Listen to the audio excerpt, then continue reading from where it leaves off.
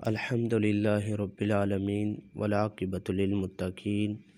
والصلاة والسلام علی رسولہ النبی الکریم اما بعد۔ صحیح البخاری کے اندر 6487 نمبر حدیث ہے۔ سیدنا ابو ہریرہ رضی اللہ تعالیٰ عنہ بیان کرتے ہیں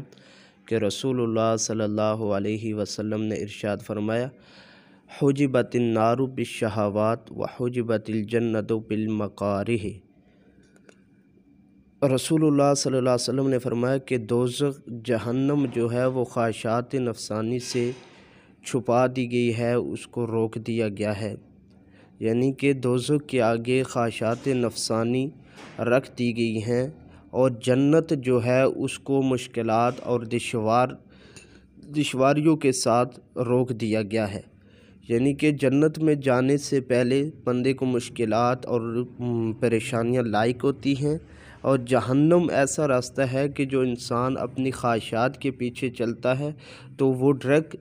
جہنم کے راستے پر چل جاتا ہے، اور جو بندہ جنت کے راستے پر جاتا ہے تو اس کے لیے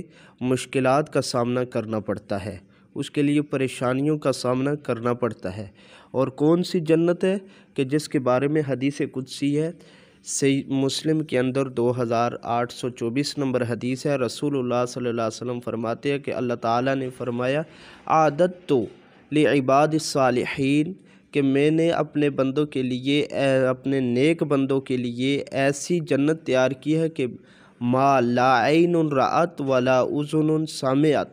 کہ جس کو کسی آنکھ نے دیکھا نہیں، کسی کان نے سنا نہیں، ولا خطر علی قلب بشر، اور نہ ہی کسی انسان کے دل میں اس کا تصور بھی پیدا ہوا۔ مصداق ذالک فی کتاب اللہ، جیسا کہ اللہ تعالیٰ اپنی کتاب میں فرماتے ہیں، فلا تعلم نفس ما اخفی لهم من قرۃ اعین جزاء بما كانوا یعملون۔ اللہ تعالیٰ سے دعا ہے اللہ تعالیٰ ہمیں بھی اپنی خواہشات پر کنٹرول کرنے کی توفیق عطا فرمائے، اور جنت کے راستے پر چلنے کی توفیق عطا فرمائے۔